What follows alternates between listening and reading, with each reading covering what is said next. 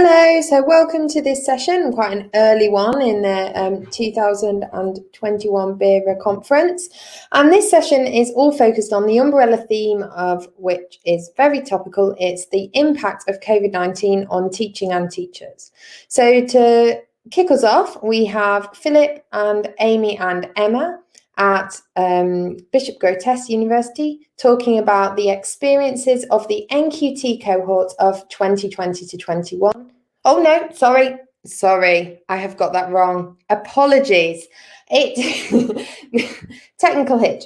It is Annabelle and Sarah at Exeter who have an exploratory study of how the subject of English was taught online during COVID through case studies of English departments in 3 contrasting schools. They looked at the rationales behind the decisions made of what and how to teach, and they looked particularly at the relationships between teacher knowledge and of online pedagogy and how that shaped English as a subject. So apologies for that hitch. I'm really looking forward to listening to this one. Thanks very much.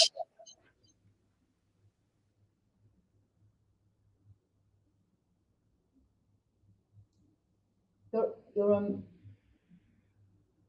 muted.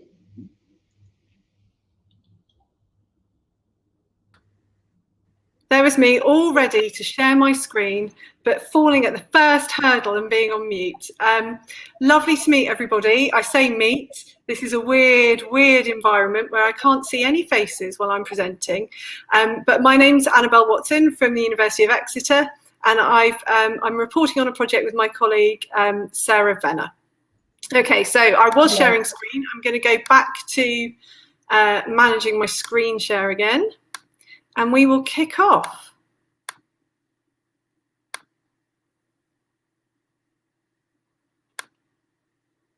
Okay, I hope that is working. So as I say, I'm very excited to kick off the symposium by reporting on a project that was funded by the first round of the BERA COVID small grants funding round. And we were looking at how English is taught online during the first lockdown. And this is a co-project between 2 of our research centres at Exeter, the Centre for Research in Social Mobility and the Centre for Research in Writing. I'm talking more about the writing and English specific aspect of it rather than the social mobility aspect.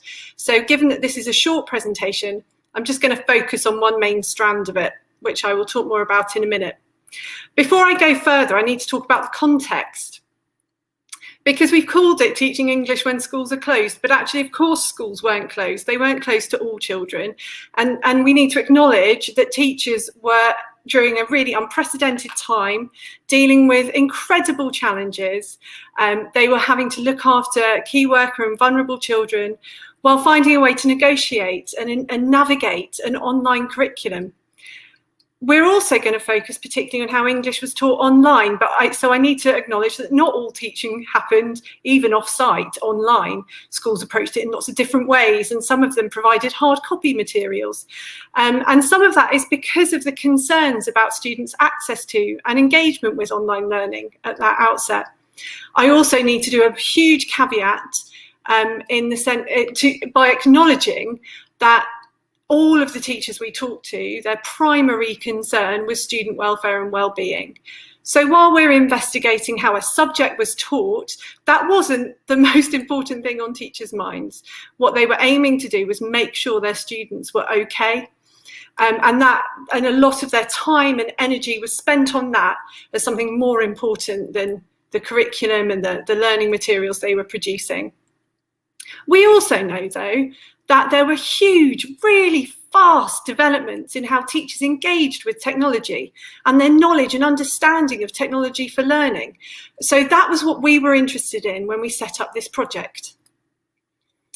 The theoretical context behind our study is really founded on pedagogical content knowledge and the more complicated framework of TPAC, technological pedagogical content knowledge. So the idea is just to recognise that teachers were drawing on lots of different domains of knowledge in adapting to online teaching.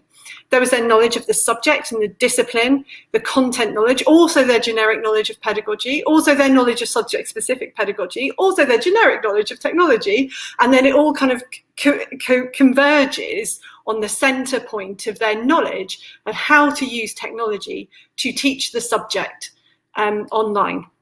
That's what we were really interested in, what happened with the subject and teachers' knowledge of teaching the subject. Now, most of the research, as I'm sure everybody here knows, on online teaching and learning online has been conducted in higher education. And there are some findings from that which may transfer to primary and secondary phases, but it's not obviously straightforward.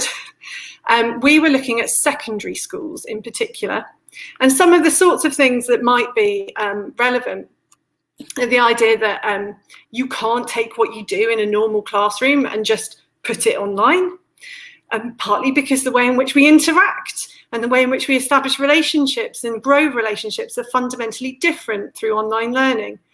There's a strong argument that teacher-centred pedagogies are less effective or likely to be less effective online. And there's acknowledgement that assessment in particular can be challenging.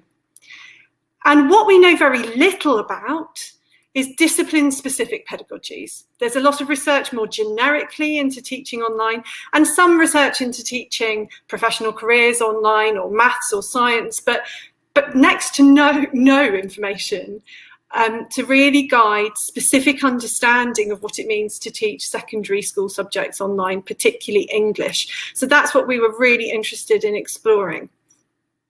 So we wanted to explore how English was taught, to complement the raft of early surveys there were. So I'm sure you'll know there were a lot of surveys in lockdown 1 on what schools were doing and why, to explore that kind of rationale. But we were interested in looking more holistically, in developing case studies that really understand what was happening in a more rounded way, looking at the context. So we approached it with a case study methodology, aiming to present teachers' perspectives and teachers' views and contribute to that understanding of discipline-specific teaching and learning. We had a range of research questions. I'm just going to focus on the first one today about how teachers believe the pedagogy of English changed in response to lockdown. So as I've said, we set out to create descriptive case studies of 3 schools. So it was an opportunity sample, but we tried to select schools for variation. So our first school is a state school that was very small, so unusually small, through school, 2 to 16, with lower than national average EAL, higher than average free school meals and education and healthcare plans, SEND. Our second school, Southtown, you can kind of think of as average school. It was a standard mixed 11 to 16, average size, average free school meals, average SEND, slightly lower than average EAL. And our third school was an independent school. And in each of those schools, we sought to interview the line manager with responsibility for English. So we have deputy heads in 2 of them, head of department and the teachers in the English department. We captured almost all the English department teachers, but we didn't get quite all of them in Southtown. And we gave them the choice of individual or focus group interviews. And we conducted the interviews in October and November last year. So it was after lockdown and after the students had come back into school.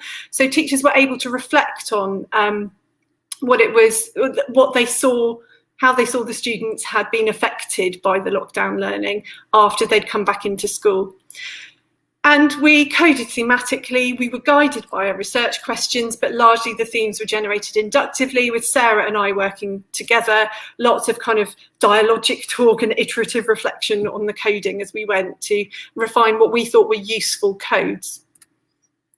And the top level themes we created with these, and if you're interested, there is a short report on this that BERA have published, so you can look at the individual themes, but for the purposes of this short presentation, I'm just focusing on what they did and what that means in terms of teacher pedagogical knowledge and the subject of English. So this is what they did, 3 quite different things. Our small state school looked for external resources and effectively chose the resources and sequenced them and monitored how pupils were using them. So they started off with Bedrock, Seneca and Century, but moved quite quickly to Oak Academy, which I'm sure many of you will have heard of, which are online video lessons. And then the teachers created some video feedback resources and interacted asynchronously through written and video feedback, email and Google Chat messages.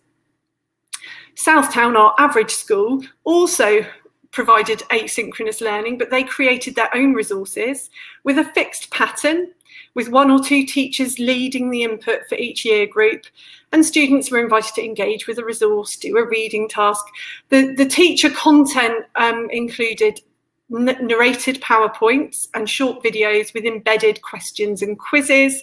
Students did independent work, and there was a quiz on a Friday. And again, the interaction was primarily written using feedback rubrics and emails.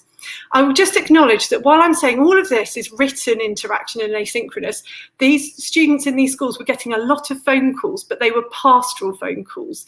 The kind of more interactive talk focus was all the pastoral tutor support. It wasn't focused on teaching and learning. In the independent school, the teachers taught their normal timetable online, live. They had all the pressures of having to justify their fees.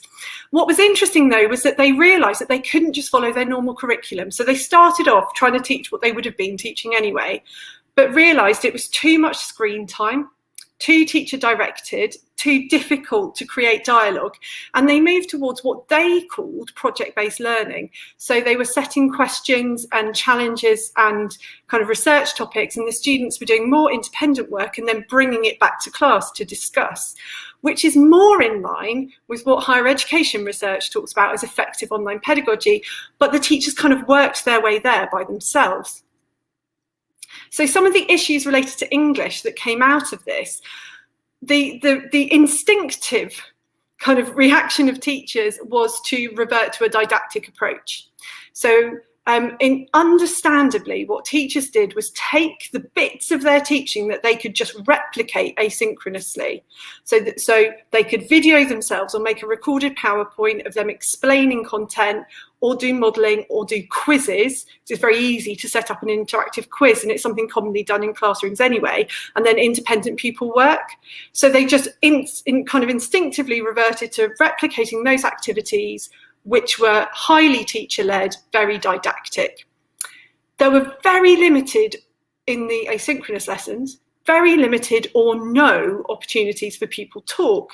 And interestingly, what the teachers reported was that this had an impact on certain strands of English. So particularly students' ability to analyse or evaluate text, to respond to literature. So students came back in the autumn really struggling with that kind of procedural element of English, being able to explore and explain meanings and effects. The content was much more focused on factual recall, declarative knowledge, not procedural know-how.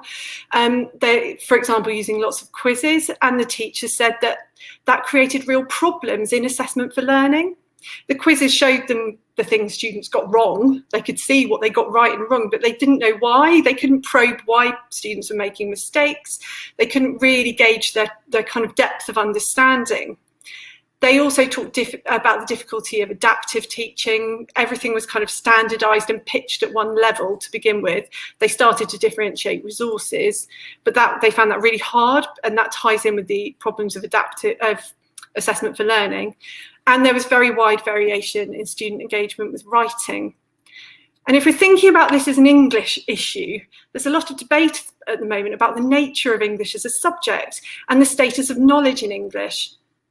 So the deputy head of our small state school talked about the blunt instrument of the knowledge tests and the blunt instrument of the Oak Academy knowledge tests, the fact that they're just telling you one tiny kind of top level strand of knowledge about English, not about depth of understanding, not allowing you to assess what pupils can do, only what they know. And this ties into all these debates at the moment about English being about more than just knowledge, an inherently creative, interpretive and dialogic subject, not something that can be distilled into facts. And there's a strong kind of push in some of the literature about English at the moment that talks about English being fundamentally a dialogic subject that requires dialogic space, talk and interaction. So our teachers felt the lack of that. They also reported successes, and I should say they were all so proud of what they achieved, because this was done obviously at the last minute on a shoestring with no time.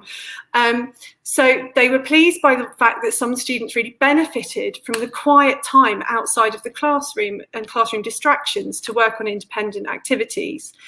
Interestingly, modelling teacher modelling was seen to be, a real success. The Southtown teachers who created those little videos talked about how they got better at using language precisely and explaining the thought processes as they modelled reading and writing. And that's one of the few times in which we could see asynchronous talk being used to support procedural knowledge, not just declarative knowledge. And again, I talked about this earlier, but I think it's really interesting that in Fernwood, they started to move just through experimentation and reflection towards the kind of project-based flipped classroom approach that's advocated for in the research based in higher education. And this quote, I think, really kind of sums up that reflection and deep reflection the teachers were showing us. This is one of the deputy heads talking about the impact of this online teaching, making them reflect on what was missing. So he referred to the logical linear way of teaching online, but then thinking about what was missing. Should we emphasize more about the class, the group work, the sharing, the interhuman skills, the listening to others? So the teachers were reflecting on that themselves. So I think these are our key implications, that we do need to help teachers to develop technological pedagogical knowledge for teaching in a specific discipline. And particularly in English, it came out for me that they need help to know how to use tools in dialogic, non-didactic ways, because it was primarily didactic learning, including online collaboration and dialogue. I know schools have moved on by now. They've had lockdown too, so I know that some of these things are happening, but I think there's still room to support schools in also thinking about how to use asynchronous learning in a student-centered way, thinking about how to adapt the curriculum rather than attempting to replicate face-to-face activities, ways to use assessment online in a way that's manageable, but goes beyond quizzing declarative knowledge, and how to target those higher order skills rather than just factual recall.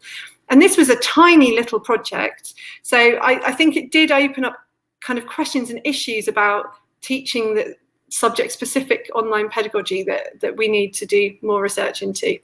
So I'm just finishing quickly with a quote that just kind of recognises and honours what teachers have achieved during the lockdowns. This is from one of our teachers who talked about how there was a resurgence of interest amongst the profession in teaching and knowledge about teaching. And like she says, teachers have been a resilient bunch. Okay, and that is the end of mine. I need to stop sharing. And I think I'm handing back over to Catherine, because I don't know if we're having questions now or possibly at the end. I should have said, I think, shall we wait and do them all at the end? Because I think because we're so closely, all the presentations are so closely linked, I think there might be some quite good discussion to have between the four of us, if that's okay. Yeah. Also, it will make sure that all of the presentations are done and we don't get carried away chatting about things. So I think it's me now, just to pass over to our next one, which is me again. So the next study is called Collegial Support and Teacher Friendship. And I think it builds on some of the things that were explored in Annabelle and Sarah's discussion about how things changed very quickly when COVID hit, and how it did rapidly cause this difference in teacher identity. But we're very focused on how teachers related to each other. So this is myself and Alison Kington at the University of Worcester. So right, I'm going to share the slides.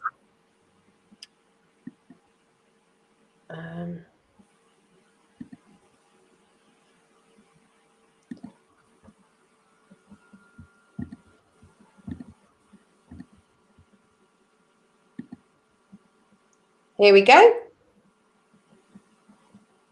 So that should be up. Thanks, Katie. Hi, everyone. I'm Alison, and I'll be taking you through the first part of our presentation, which reports on findings from a small-scale study conducted in England during the first national lockdown, beginning in March 2020, and which explored the impact of the requirement to teach remotely on school teachers' peer relationships. So we know that teaching is primarily a relational profession, and previous literature acknowledges that supportive relationships with peers help to maintain teachers' resilience and commitment during challenging periods. Thus, our purpose was to critically analyse the perceptions and experiences of primary and secondary school teachers as they adapted to teaching remotely during the COVID-19 crisis. To investigate how, if at all, teachers adapted to their new role of isolated educator, and whether this influenced either positively or negatively the relationship with colleagues during the first lockdown, and finally to extend the literature in this important area. So analyses informed by these aims were conducted in order to explore the association between constructions of peer support and responses to the COVID-19 pandemic. So for brevity, we're just going to outline the main themes from the literature that informed our research. And in terms of importance of peer relationships, these studies demonstrate how the quality and commitment of individual teachers is increasingly acknowledged by researchers and policymakers as being central to raising standards in our schools, and how it's important to recognise the criticality of collegial support to teachers' work and to the outcomes of their students, and to consider issues which may place such interactions at risk. The benefits of social support and well-being were also crucial, as positive social relationships are strongly associated with improved mental and physical health outcomes, including higher well-being and lower rates of mortality. The stress buffering hypothesis mentioned here holds that supportive social relationships are able to provide a buffer to individuals during times of perceived stress and anxiety, protecting their mental and physical health. Also, in their theoretical work on the importance of social relationships, Feeney and Collins have defined social support as an interpersonal process with a focus on thriving. And they go on to argue that these relationships enable individuals to flourish as well as being protective during challenging times.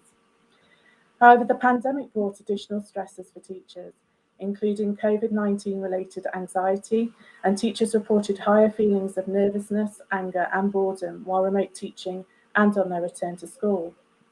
So research conducted during the pandemic has highlighted several factors which can mitigate teacher stress, including autonomy, supportive leadership, social support, and feelings of self-efficacy.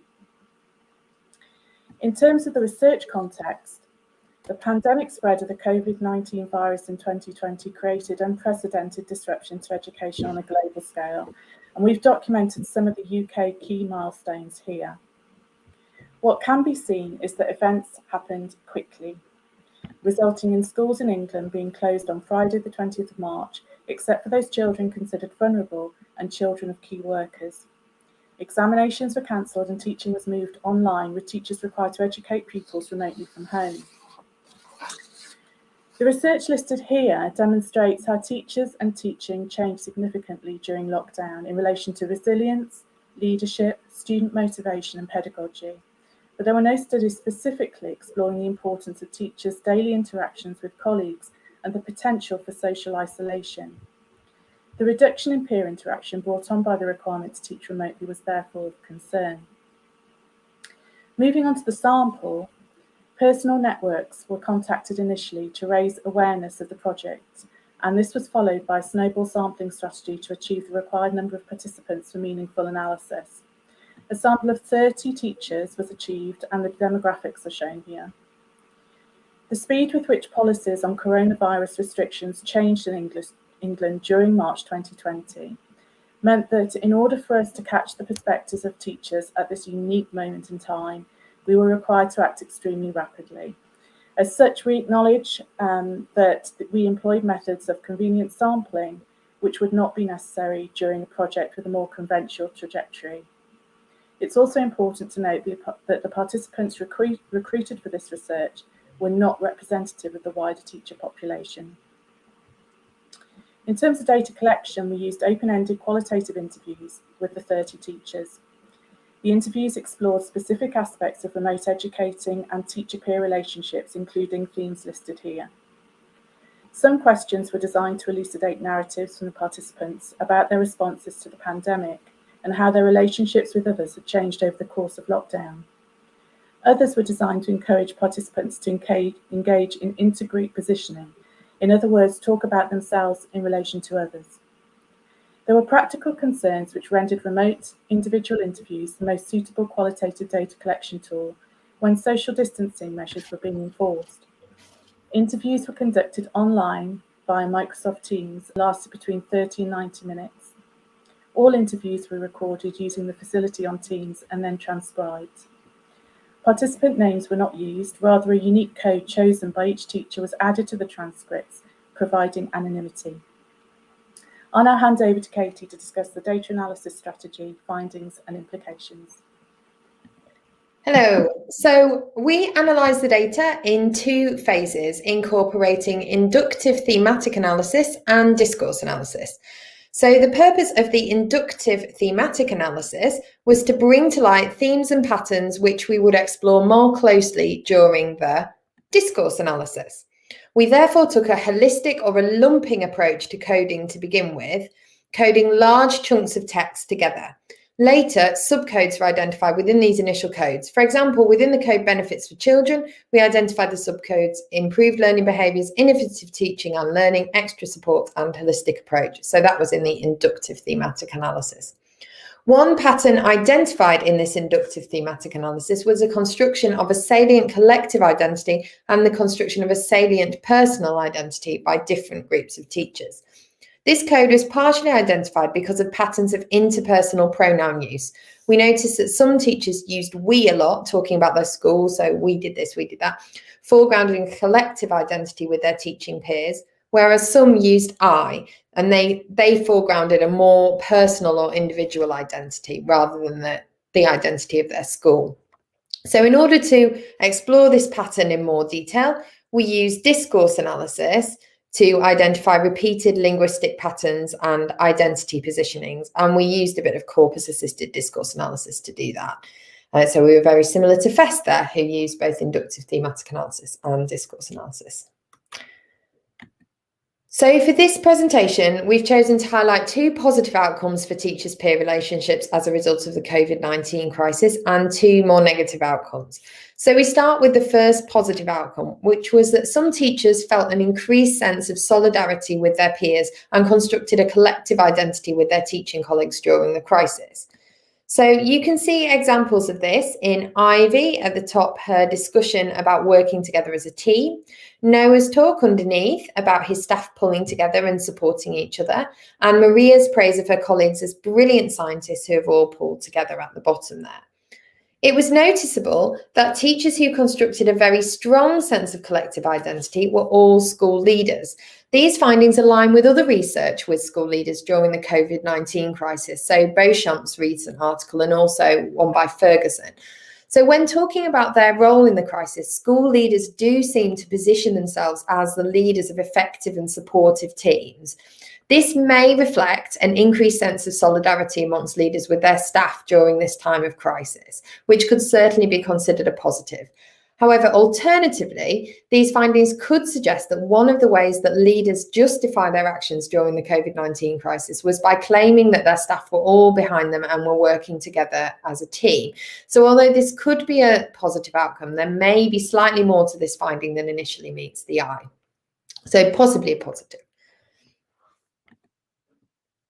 The second positive outcome for teachers was the increased efforts made to improve social relationships within schools. So a number of participants reported taking part in and enjoying, for example, staff quizzes. That was a big theme that came up in a lot of the interviews. So a recurring feature of interview conversations about these quizzes was the inclusivity of them. So Noah talking about it being a family quiz, Ivy saying that these quizzes had a lovely family feel. Another pattern was reports that these events had been attended by both senior leaders and class teachers, as Edwin at the bottom talks about.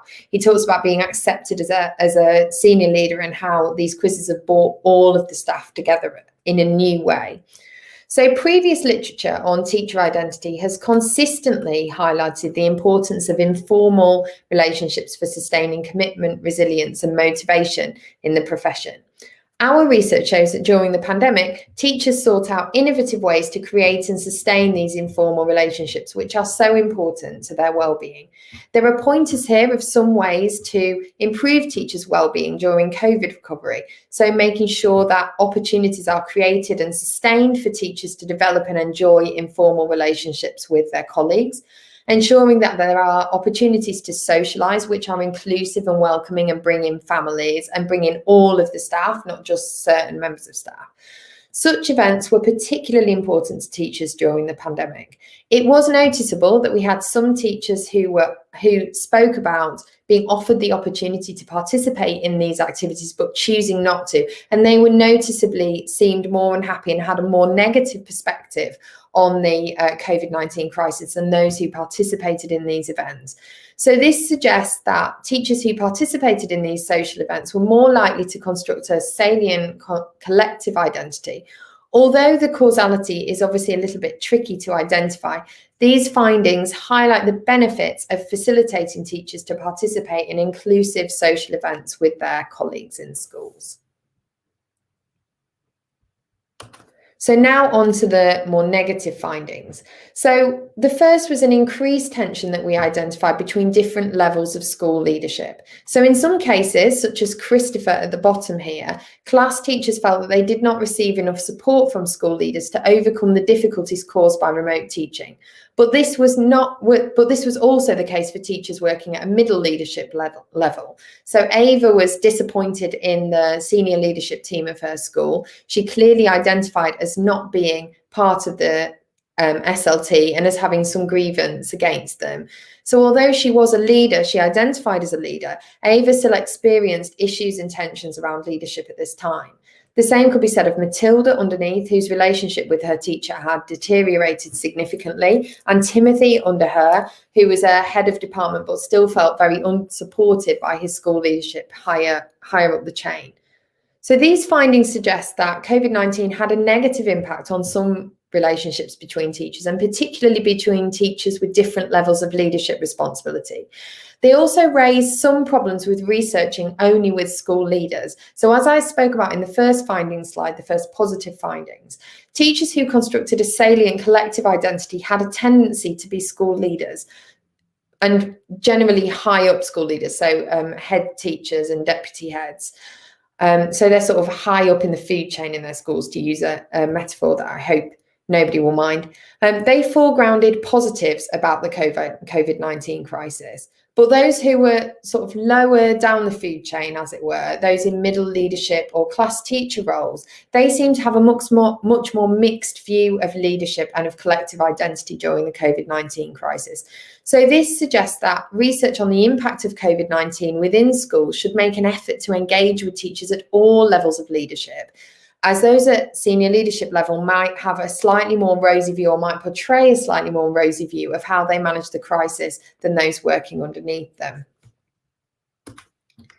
The second negative outcome was about tensions between different groups of teachers, but about different generations of teachers, so focused on experience and longevity in the profession.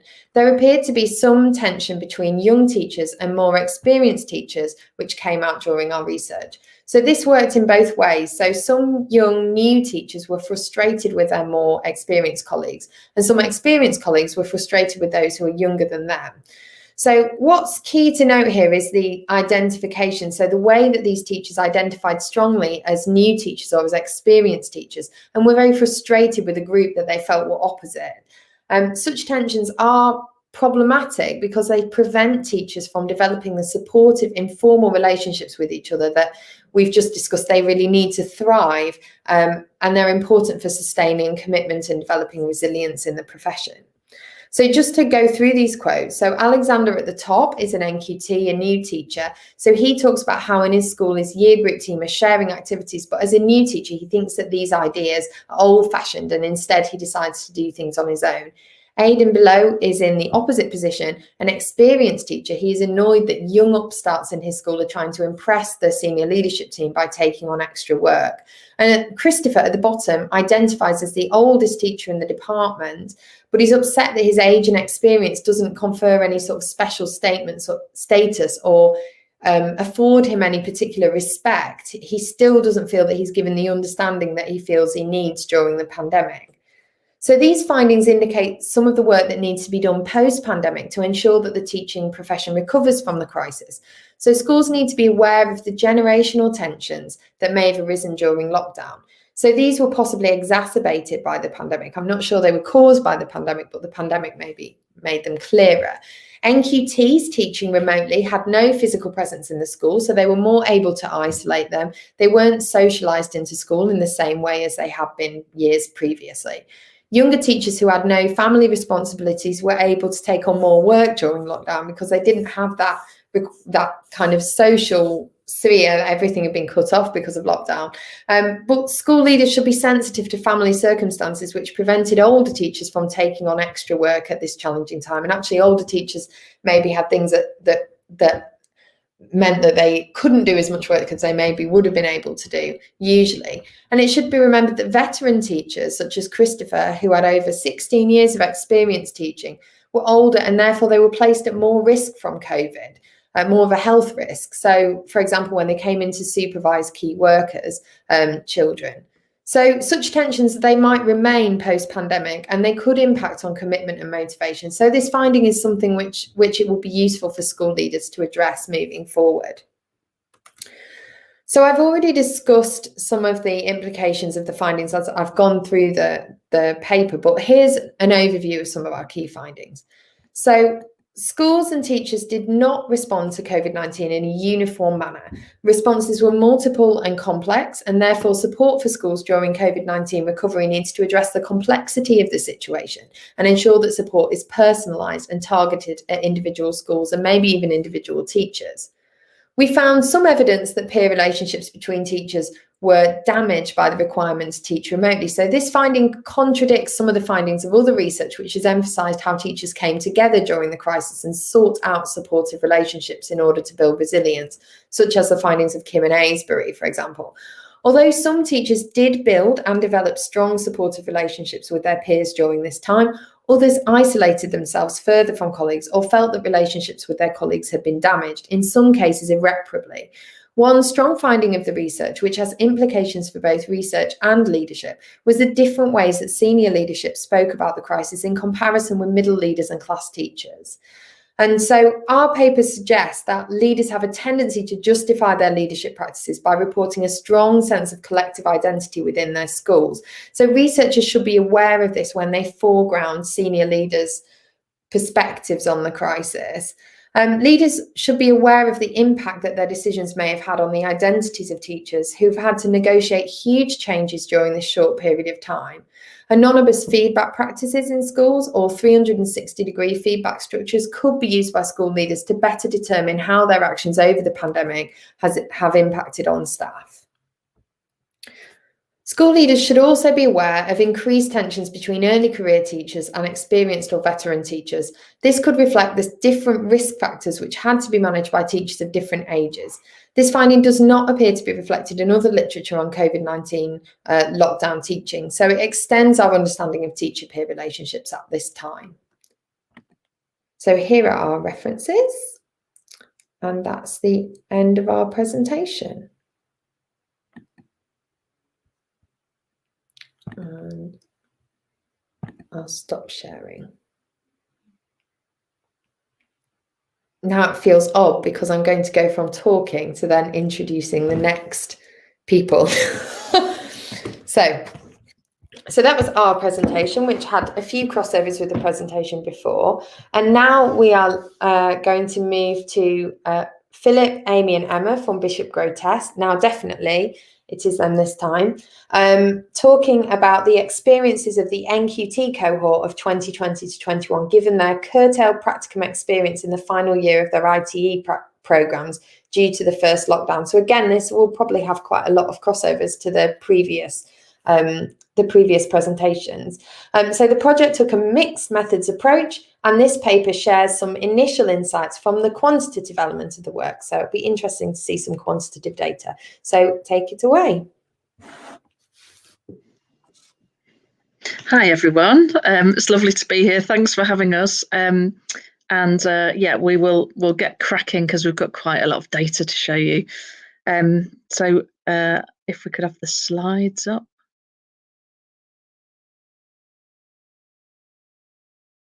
Thanks, Phil.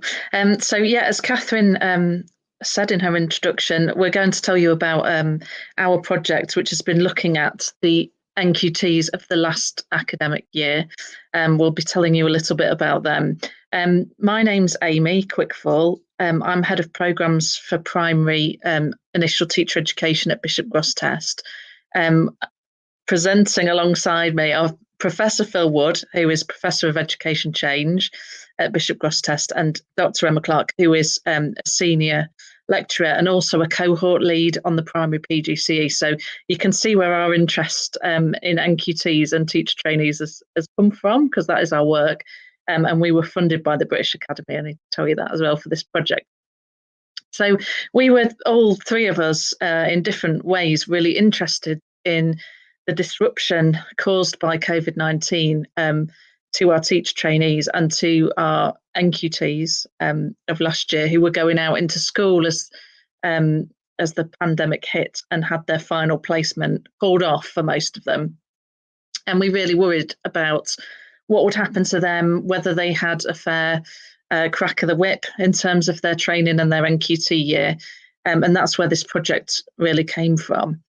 So we wanted to find out what challenges and opportunities they face, because we felt it was really important to acknowledge that although we were seeing lots of challenges for them, there may be some opportunities as well. There might be some positives to come out of their experience, how they could be supported professionally and emotionally because of the special situation that they have found themselves in, and also to inform practices and policies at universities like ours, but also government policies possibly to help that cohort, and also looking ahead. And we hope there won't be, but if there was anything to happen like that again, a sort of a plan for what might work in that situation.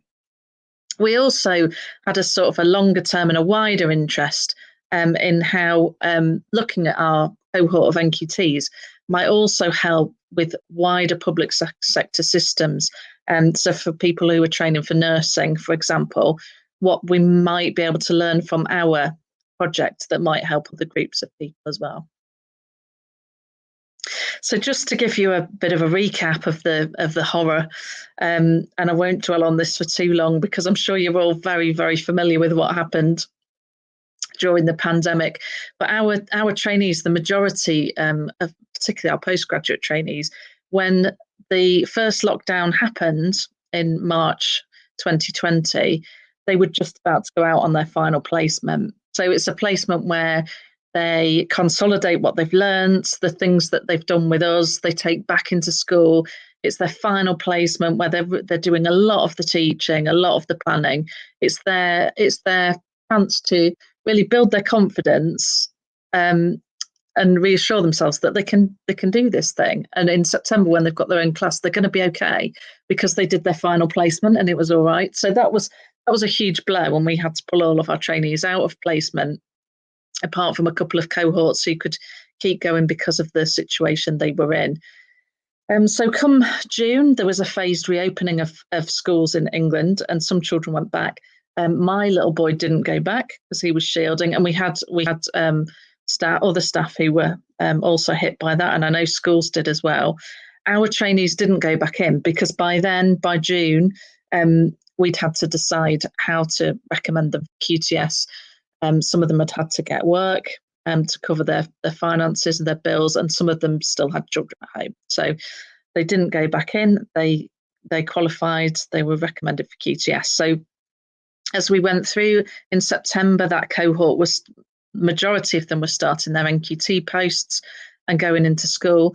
And I don't know how you were feeling at the time, but we were sort of thinking that things had not returned to normal, but we'd had a summer of being able to go on holiday in the UK and be able to go back to restaurants and things. And it felt like things were getting back to normal. But as we know, things weren't getting back to normal. So in November, there was the second lockdown. Children continued going into school, so our trainees could carry on going on placement. And obviously our NQTs, this cohort, they were in school, so they were on the front line as the numbers were rising in a lot of areas. When the second lockdown ended, obviously in school things were still going, and people were trying to work out how to manage the risk assessments and infections and bubbles bursting and all those things. So we had Christmas. It wasn't cancelled. And then, as you know, in January, Boris Johnson said that everyone should be going back in schools. That was the right thing to do. And that missing school, that was devastating. And I don't think anyone would disagree with that. And so everybody needed to go back in. And then the third lockdown began on the 6th of January and schools closed.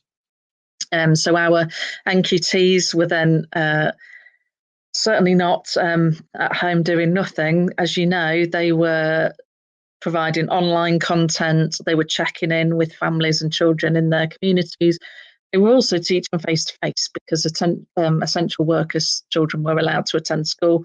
So a lot of them were juggling online teaching with live teaching and everything else that was going on in schools and in their own lives as well at the time. So some of them had children that were shielding and people that they were caring for at the same time as they were coping with that. And then in March, schools opened up to all children again, and our NQTs were there exhausted, I think, most of them after the time that they'd had to welcome them back and to finish the school year. So that's a bit of a whistle-stop tour of some of the things they went through. So when we were thinking about what impact COVID-19 had on initial teacher education, so the start of our NQT cohort's journey through COVID, a lot of them, as I say, lost placement experiences. And that varied from provider to provider because some had almost finished their placements by then, a few. The majority still had a final placement to go. So there was a loss of opportunity to gain that time in the classroom, as I said, to develop the confidence and some of the wider aspects of teaching that I think you perhaps only find out when you're teaching the majority of the timetable and the responsibilities with you rather than you passing back to somebody halfway through the day. It's kind of the buck stops with you, doesn't it? And they missed out on that for a lot of them. And also we were mindful of this idea of transition between being a trainee and being a qualified teacher and how that can be a reality shock. It's a shift in identity, responsibility, and that in a normal year that can be really difficult. And we often find ourselves advising trainees who were finding that difficult as they're searching for work and as they take on their first posts in schools. And so we were mindful that for this cohort in particular, that might be a much bigger reality shock, depending on what they were going back into and learning to teach online in very short order and all those other changes to their identity and their expectations of what the job is and what it would be. In terms of schools, obviously, we work very closely with schools and we were mindful of the impact there as well. So schools were and still are having to make changes and put policies and practices in place in very short order, as you'll all be aware, without the sort of planning that school leaders would usually do before making a whole school change to something. And so really quite disruptive, and potentially the support and the time that they might have had for their NQTs might have been reduced. Now, we were mindful that we didn't assume that, but we knew that there was potential that things would be different in schools for our NQTs. And also a sort of a disruption to potentially some of the performative ways of working in terms of that sort of readiness for Ofsted and exam results. And we felt from sort of anecdotal feedback from our school partnership that might have changed a little bit, and that potentially there might be greater collaboration and a different sort of community developing in some of our schools, and in terms of teacher and school leader autonomy as well, because schools and school leaders were having to make decisions for themselves, and sort of follow their own heart and their own community in some of these situations. So our research design, we use sequential mixed methods. So we and you can see in this table here, this is kind of the process we went through. So we started off with interviews. Obviously, these were all online, because I don't think we would have had many takers last summer if we'd been asking to meet people in person. And from those baseline interviews, we developed the survey that we then used over the year. So we did 3 of those surveys, and we adapted them slightly each time, so that we were reflecting the fact that they were further through their NQT year for most of them, and that we were learning from what we were finding out in each survey, and sometimes digging a little bit deeper into what they'd said.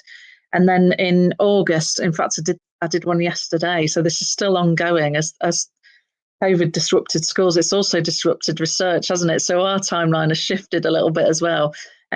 But we've also done exit interviews with our NQTs to find out retrospectively how they think it went. And we gathered all of our sample from Twitter. So we've because of COVID, we weren't approaching schools to find out if their NQTs wanted to take part, and we just recruited through Twitter, which has skewed our sample, I think. And Phil will tell you a little bit more about what they've reported. But we found a really useful way of recruiting people who otherwise we might not have had contact with. We might not have been able to approach them for their responses. So that was interesting as well.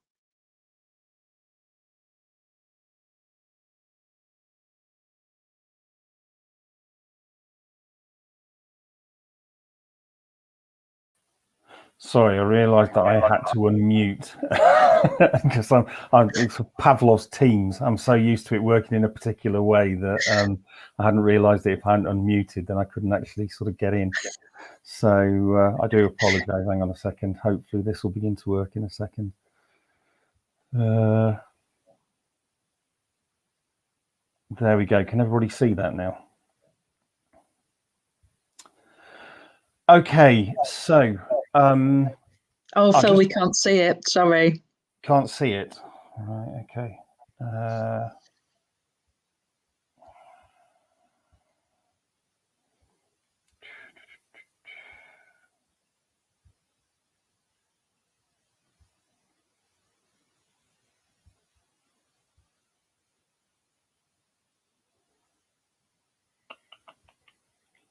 Do you want me to try and share mine? No, hang on a second. Can you see it now? No. Still not seeing it? Yes. Yes. Okay, good. Right. Okay, sorry about that, folks. As I say, I'm so used to working on Teams and it works slightly differently. Okay, so yeah, these are really just some initial results, and we're still trying to make sense of everything. So it's really just to give you some basic ideas about some of the patterns that we've started to see. I've just highlighted some of the data in this sort of summary table from some Likert scale questions that we've asked across the year. And I think one of the things that surprised us a little bit was actually the great amount of positivity that people seem to have in the autumn about, first of all, their confidence and sort of the confidence they had entering into their NQT year, but also how well their training program had prepared them for the NQT year, given that quite a number of them will have lost a lot of time in the classroom. Although there is still quite a large minority who felt that that their skills weren't there within the classroom sort of aspect of what they were doing, which in many ways shouldn't be unsurprising. What also has interested us is another strand that's occurred throughout the year, and was certainly the case early on, was this sort of focus on the development of their skills, and actually a lot of them feeling very positive about being able to continue to develop those skills, and that has become a bit of a thread running through the results, really. And given the potential difficulty of their NQT with the disruption during the last part of their training, towards the end of the summer term, again, a lot of people feeling really quite confident about moving into their second year of practice. So in many ways, even though it might have been sort of suspected that people might be really quite negative at the start of their NQT year, quite nervous about starting, having lost potentially a lot of time in the classroom, actually a lot of the results that we've had throughout the year have been generally really quite positive, and NQTs feeling as if they're actually making good progress. One of the things that we did was to actually just look at correlating some of the results. And this table really, we've just highlighted where some of the correlation coefficients are quite high. And towards the top left-hand side of the column, unsurprisingly, there's a strong correlation between those who felt confident about their skills at the point at which they finished their training and as they entered into the NQT year. But perhaps more importantly, down in the bottom right-hand corner, there's some really quite strong correlations around issues of support and development. And one of the threads that has started to appear in both the quantitative and the qualitative data is really just the importance of the support that individuals have had, both formally through CPD and through NQT mentor training, but also informally, and the really important part played by the people around them. And sort of what we then did, as well as sort of just some closed questions, towards the end of the questionnaire, we did some more sort of slightly open questions. And these are sort of some of the main areas where people had wished that they'd had more experience before entering their NQT year.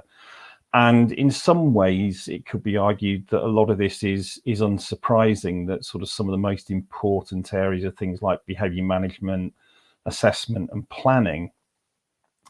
Although one of the interesting aspects, and this had come through in a few of the baseline interviews that we'd done right at the start of the research, was that one of the things that a number of people obviously felt quite nervous about was communication with parents, because certainly my experience on secondary PGCE tutoring is that it tends to be in that sort of second practice in the spring, summer term, where trainees are beginning to get more opportunity to get used to communicating with parents. They might be doing more in terms of things like parents' evening, being supported to ring parents if there are problems with individual students.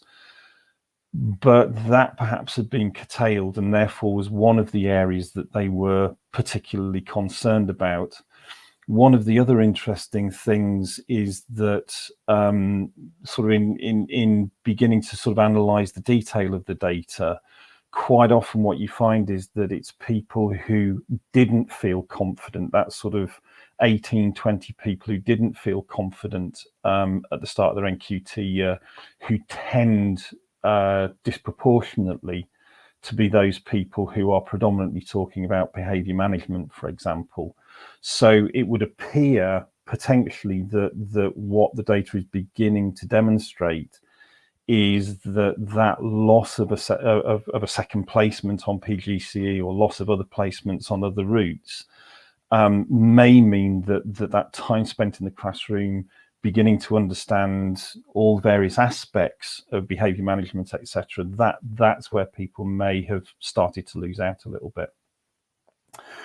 In terms of the main challenges that people feel that they were presented with, obviously things like workload seem very, very at the forefront of people's minds. Again, behaviour management and planning, similar to the last table, and things like time management. Interestingly, also morale amongst staff, and that sort of remained a thread through for some areas. And again, sort of what we're beginning to pick up with some of the interviews is that where you had schools who were acting more collaboratively, who were giving people space, who were getting rid of some of that performativity, actually morale generally seemed pretty positive, whereas those schools who carried on being much more performative in the way that they were acting, perhaps that's where morale was beginning to be an issue. But obviously with the sample we've got, that's in no way conclusive. It just sort of seems to be potentially a pattern within the data. And then finally, sort of in terms of support structures, one of the really interesting aspects of this is the department and year group colleagues aspect to it, which shouldn't be a massive surprise. But again, one of the things that's coming through in some of the interviews that we've done is that because of bubbles, because of the very close working relationships that you might get in a year group or a department that is part of a bubble, actually they become really quite important in supporting the NQTs through their year.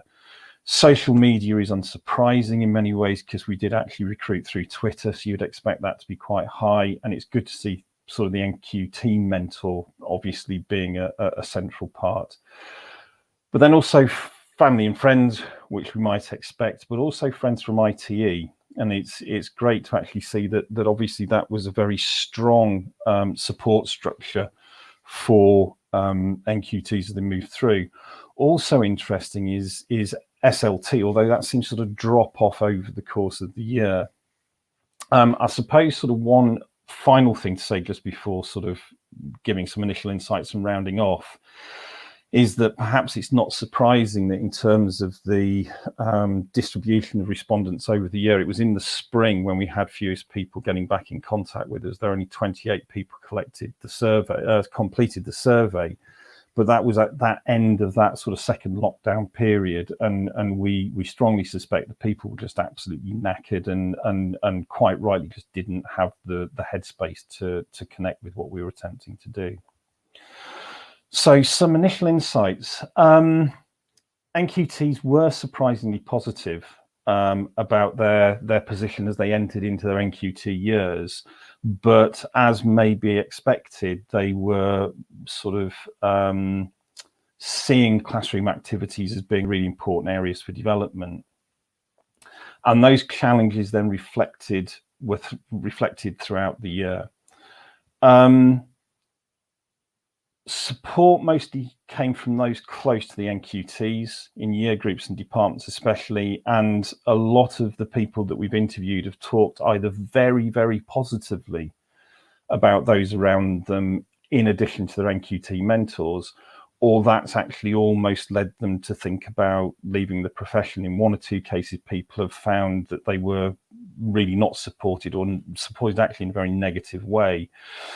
But perhaps those sort of supportive relationships have been intensified because of bubbles, etc. Obviously, there is a lot of evidence for the crucial role of really good detailed development programs and taking on what they've learned from their training year, and particularly for this cohort, making sure that they have a really detailed development program, really good NQT mentoring to help accelerate that learning as they go through their NQT year. Interviews do appear to emphasize the importance of the more communal approach in schools during COVID-19. There's several people that have talked about feeling like they could make mistakes, that they weren't being observed, that they weren't having book scrutinies all the time, and therefore in their first year it gave them an opportunity to really try out different things, to make mistakes and be supported in that, and therefore feeling like they were growing in a really positive environment, albeit a stressful one because everything that's going on around them in terms of COVID. But that less performative sort of set of characteristics that seem to have developed in some schools seem to be really quite a positive and important part of what was happening. They do seem well placed to continue to develop into their second year, but obviously for those who have not gone through that performative experience this year and not so much in their training year, it could be that actually if those managerial and target driven norms begin to kick back in as the pandemic recedes, then actually there may be issues and problems that they have further down the track. So will they have shocks if and when the system returns to a more data-driven performative approach that in many ways they haven't been enculturated into? So that's where we're up to. We're still analysing the data, and hopefully next year we'll be able to come back and give a, if you like, a more rounded picture. These are just some of the references. So thank you.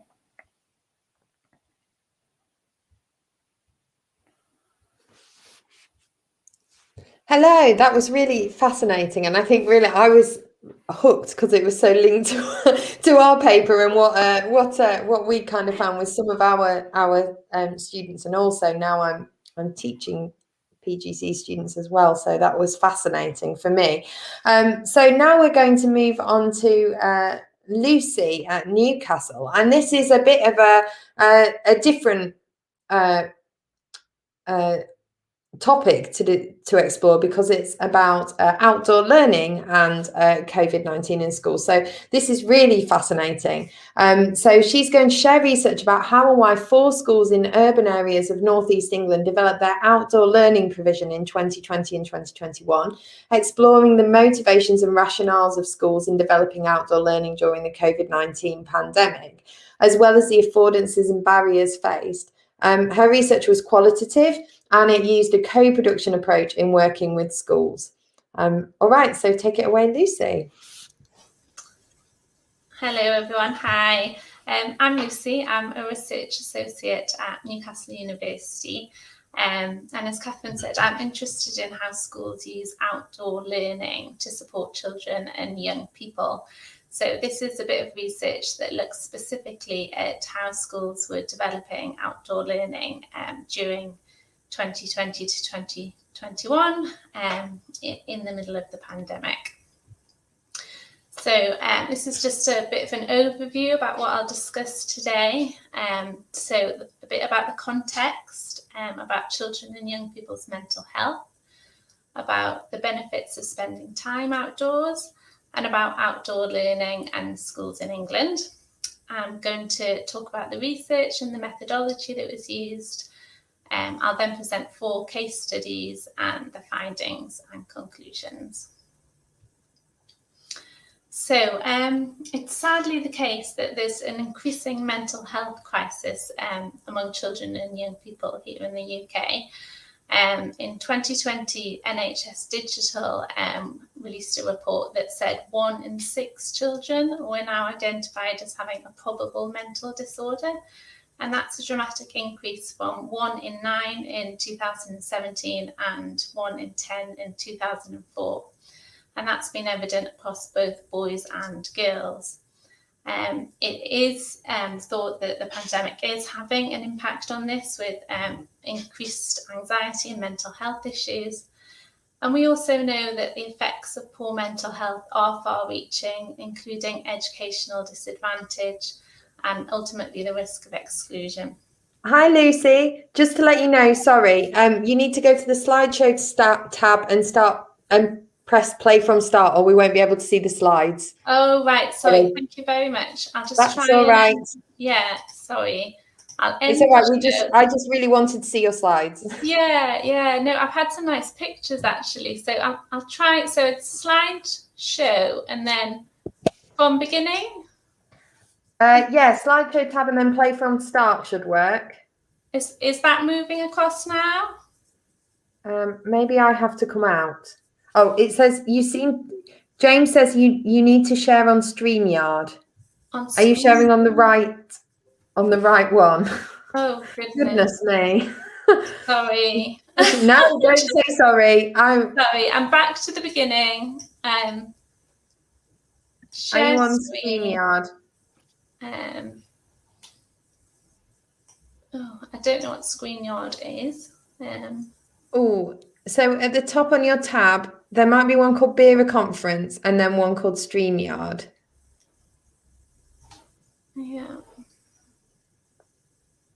Yeah, no, I should be in StreamYard. And then window. And then just need to do what you did before, but make sure that in PowerPoint you go to slideshow tab and play from start. Yeah, so Sorry. I've got slideshow, and then Our technical advisor James is saying it's coming. it's coming, right? He thinks. I'm hoping that this. I'm just scrolling through now, whether that's helping. Right, now we've got it up. So if you click from beginning, maybe. Yeah. Or from current slide, that should work. Oh, it says he says play from beginning. Sorry. Yeah, that's what I've done. Oh dear. Technology. It's amazing we got anything done over COVID, isn't it? Oh god. Right. Into. I might just have to give it, but oh, that's such a shame because I've got some lovely pictures as well. That Oh, I'm sorry, Lucy. Right, okay, never mind. Right. I'll ask James in the chat. I'll go and I'll ask James if there's anything he can do. I am going to put it up because otherwise I won't be able to see it. But yeah, I'm all right. Sorry for disturbing you. No, thank you. Thanks for trying. Right.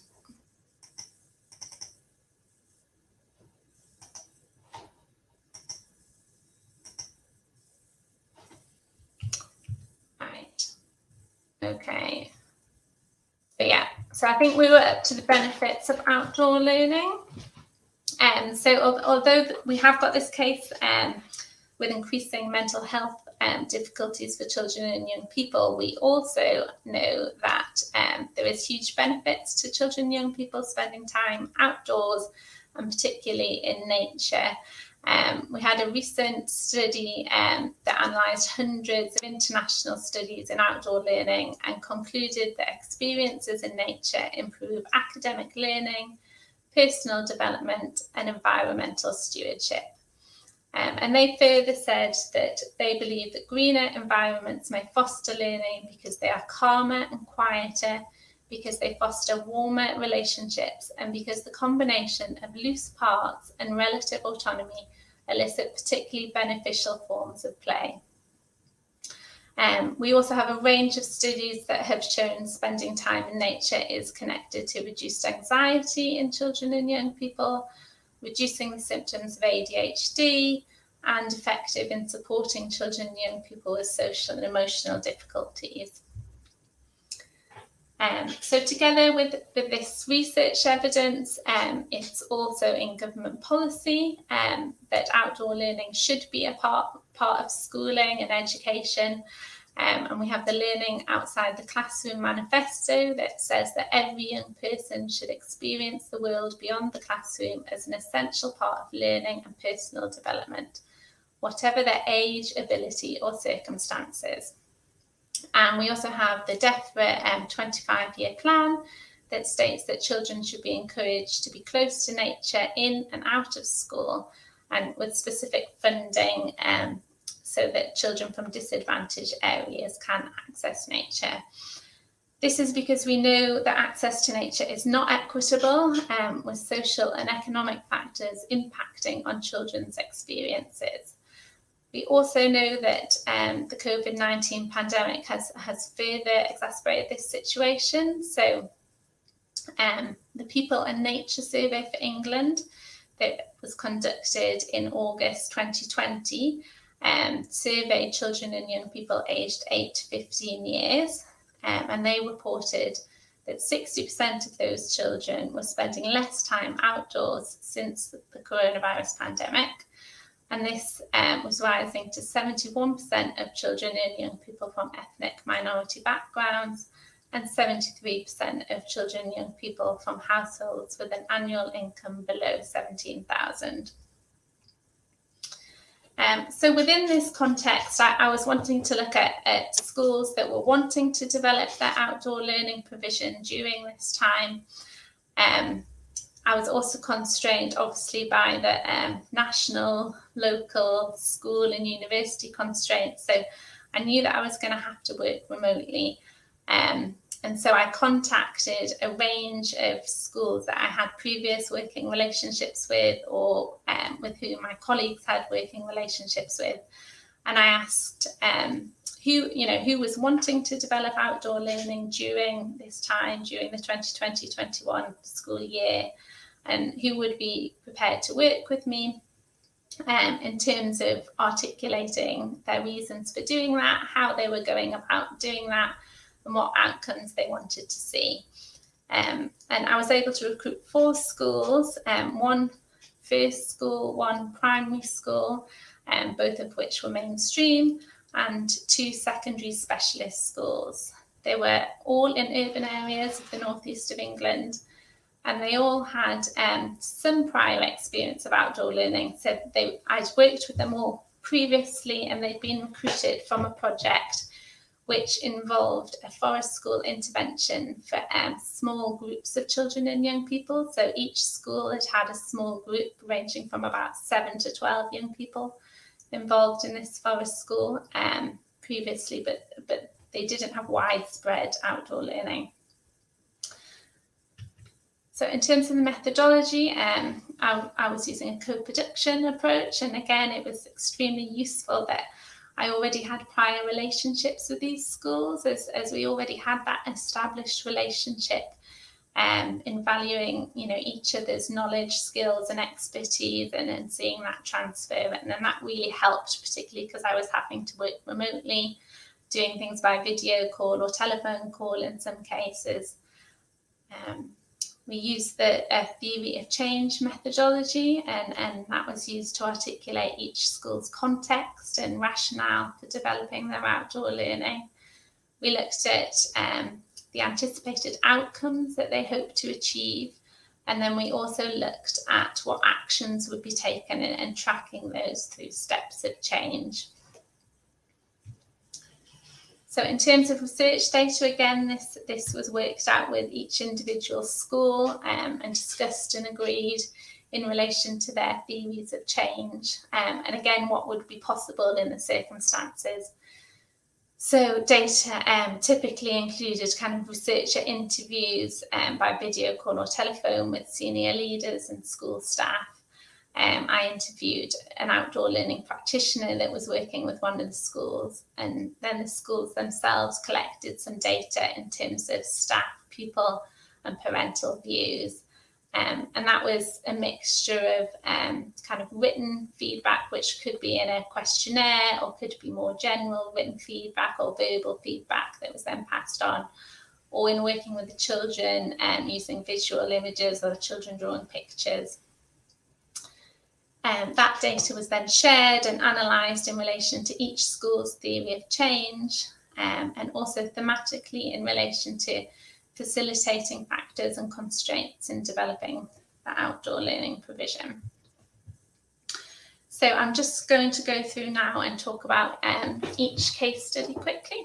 So the first one was a mainstream first school that was serving a mainly affluent area within the suburbs of a city. Their rationale was very much about kind of supporting children and young people's well-being.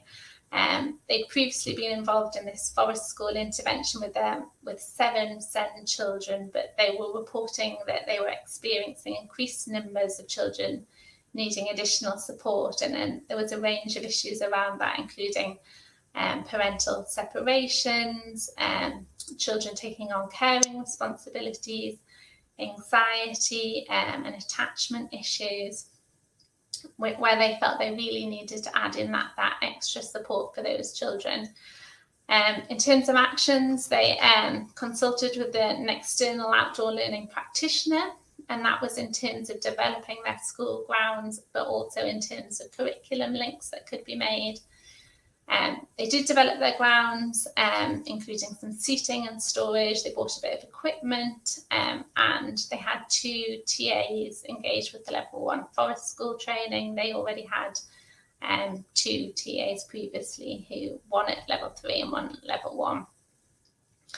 And then they also employed 2 external practitioners to provide an off-site forest school project for 26 children and they were initially split into 4 groups. So it was kind of a very similar model to what they'd engaged in before, but with a wider group of children. And that was led by external practitioners, but supported by school staff. So they had a number of staff attend those sessions and be part of those sessions. By the end of the school year, they did have increased interest and awareness across the school about the benefits of outdoor learning.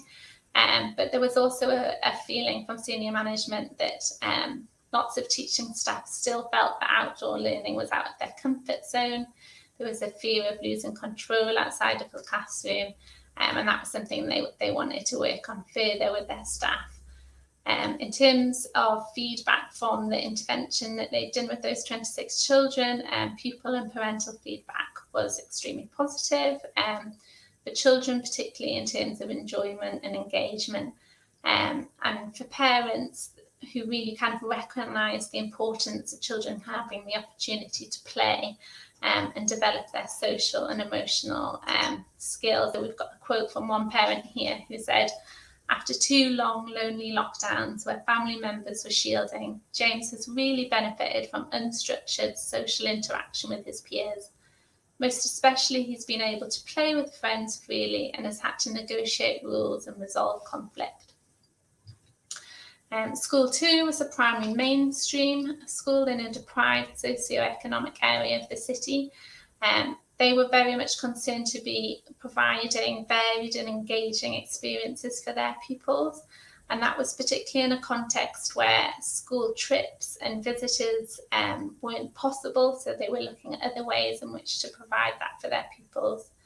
The head teacher was also very much concerned about reducing the risk of COVID. And so the more outside activity, the better. And that also outside activities would enable group work for pupils that wasn't possible in the classroom. They developed their school site and made quite a significant investment in terms of an outdoor classroom and an edible playground. And they also invested in whole school staff training around that edible playground. There was a senior management expectation that all classes engage in outdoor learning at least once a week. And there was a timetable of the outside spaces. So by the end of the year, all classes were now experiencing outdoor learning on a minimum of a weekly basis. And that was largely the curriculum that was being delivered outdoors. Over lockdown periods, children were typically spending a part of every day outside when they had more flexibility and lower numbers. Children were enthusiastic about outdoor learning. The staff, reported that a lot. They said they're just so enthusiastic about learning outside. They also told us that they had increased parental engagement around outdoor activities. And the staff as well were quite positive and motivated to be outside. They saw the benefits in terms of COVID and reducing risk. And there was also a kind of collegiality in kind of sharing practice and ideas with one another. I'm aware we're running out of time. So the second one is a secondary specialist school for young people with learning difficulties and disabilities and physical disabilities as well. They were concerned with reducing the risk of COVID, again, enabling group work outside, and again, widening young people's experiences. So they had a senior management expectation, but it was kind of more to get outside as much as possible rather than a specific number. But that was supported by things like outdoor learning being a part of specific children's behaviour management plans, them having designated areas in the grounds, including gazebos, pond, allotment, fire pit area, yard, play equipment and garden, and there being relevant risk assessments that were ready and to be shared with staff that they could adapt. They also had a reduced timetable and staff and students who were in bubbles rather than having subject-specific teaching, which gave them more flexibility. They told us at the end of the year, we're outside more than ever. There's a lot more happening outside than pre-COVID. And they also reported that student engagement and enjoyment. School 4 was a secondary specialist school again, but this time predominantly for young people with mental health needs.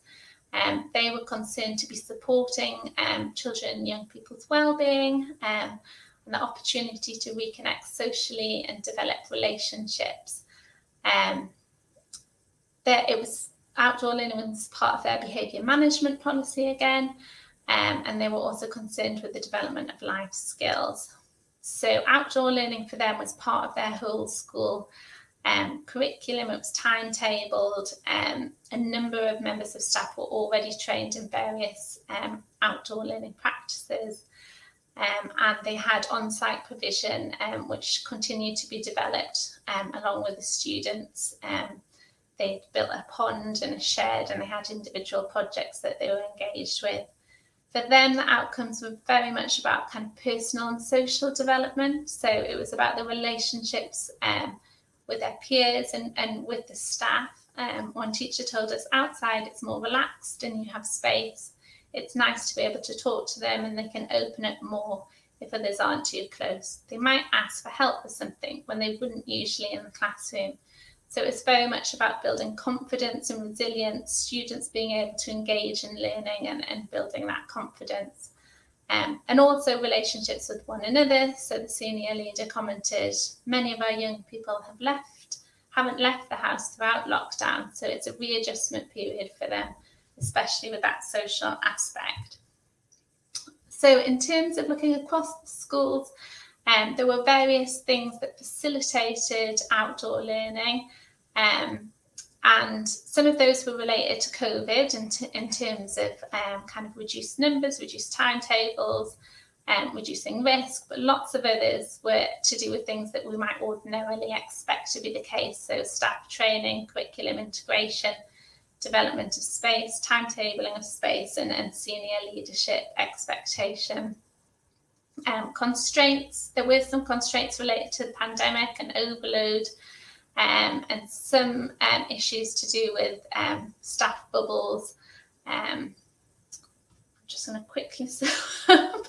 So I think in conclusion, each school had a really well thought rationale for engaging in outdoor learning, but these were quite varied, but they all included a response to COVID-19. We've seen the greatest development where a combination of facilitating factors came together, and that supports findings by Priestley and Woolner et al. That the interplay of culture, structure and agency are really important. Outdoor learning is experienced by children and young people as overwhelmingly positive, and this helps them to engage in learning. And yeah, I think there was the evidence that outside had been received positively in a pandemic setting largely. So they're just the references, and big thank you to everyone involved. Thank you. Thank you, Lucy. And I'm really sorry about the slides. What I would suggest is maybe all of us are on an email anyway, because we all got together to decide who was going where.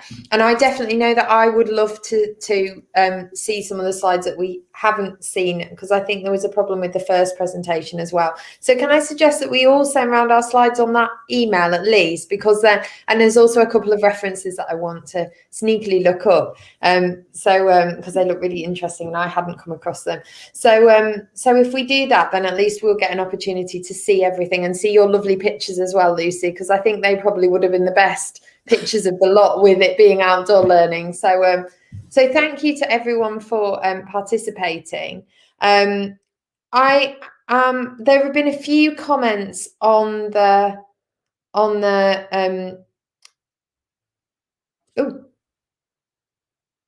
what's happening here? Sorry, I went to the other one and I was like still talking when I wasn't talking. So there have been some comments on the Q&A. They're mainly discussion points rather than questions. What is an edible playground?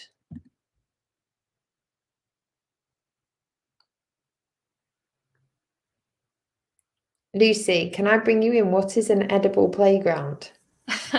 Hi, yeah, so it's to do with growing vegetables and cooking vegetables and that kind of thing. Excellent. That was kind of what I thought, but I also thought it might be like gingerbread houses or something. That's more what you've described is definitely more learning focused than what I had in my mind. There were some comments about leaders, and Annabelle commented that one thing that strikes me from across these studies is the idea that perhaps COVID has created more extreme situations around support or isolation from teachers, including NQTs, and that someone needs to do a meta-analysis of it. And we also had a comment from Jacqueline Baxter and Annabelle about leaders and the way that leaders have chosen to participate in these studies, and how leaders maybe have used some of these studies to argue about how well their school has coped with the COVID-19 pandemic. I don't know at this point, are there any, it is 4 o'clock. I don't know if there are any other questions that anybody wants to ask.